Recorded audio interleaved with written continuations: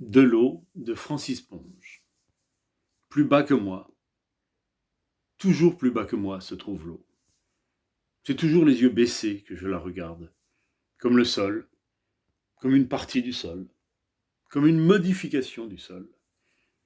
Elle est blanche et brillante, informe et fraîche, passive et obstinée dans son seul vice, la pesanteur. Disposant de moyens exceptionnels pour satisfaire ce vice, contournant, transperçant, érodant, filtrant. À l'intérieur d'elle-même, ce vice aussi joue. Elle s'effondre sans cesse, renonce à chaque instant à toute forme, ne tend qu'à s'humilier, se couche à plat ventre sur le sol, quasi cadavre, comme les moines de certains ordres. Toujours plus bas, telle semble être sa devise. Le contraire d'Excelsior. On pourrait presque dire que l'eau est folle à cause de cet hystérique besoin de n'obéir qu'à sa pesanteur, qui la possède comme une idée fixe. Certes, tout au monde connaît ce besoin, qui toujours et en tout lieu doit être satisfait. Cette armoire, par exemple, se montre fort têtue dans son désir d'adhérer au sol. Et si un jour elle se trouve en équilibre instable, elle préférera s'abîmer plutôt que d'y contrevenir. Mais enfin, dans une certaine mesure, elle joue avec la pesanteur, elle la défie. Elle ne s'effondre pas dans toutes ses parties, sa corniche, ses moulures ne s'y conforment pas. Il existe en elle une résistance au profit de sa personnalité et de sa forme. Liquide est par définition ce qui préfère obéir à la pesanteur plutôt que maintenir sa forme.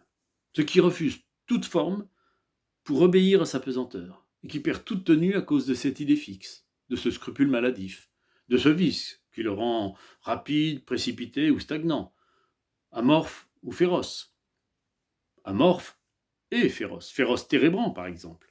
Rusé, filtrant, contournant, si bien que l'on peut faire de lui ce que l'on veut, et conduire l'eau dans des tuyaux, pour la faire ensuite jaillir verticalement, afin de jouir enfin de sa façon de s'abîmer en pluie.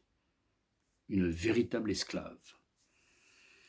Cependant, le soleil et la lune sont jaloux de cette influence exclusive et ils essayent de s'exercer sur elle lorsqu'elle se trouve offrir la prise à de grandes étendues, surtout si elle y est en état de moindre résistance, dispersée en flaques minces. Le soleil alors prélève un plus grand tribut. Il la force à un cyclisme perpétuel. Il la traite comme un écureuil dans sa roue. L'eau m'échappe, me file entre les doigts. Et encore, ce n'est même pas si net qu'un lézard ou une grenouille. Il m'en reste aux mains des traces, des taches relativement longues à sécher ou qu'il faut essuyer. Elle m'échappe et cependant me marque sans que j'y puisse grand-chose. Idéologiquement, c'est la même chose. Elle m'échappe. Échappe à toute définition. Mais laisse dans mon esprit et sur ce papier des traces, des taches informes. Inquiétude de l'eau. Sensible au moindre changement de la déclivité. Sautant les escaliers, les deux pieds à la fois. Joueuse. Puérile d'obéissance. Revenant tout de suite lorsqu'on le rappelle, en changeant la pente de ce côté-ci.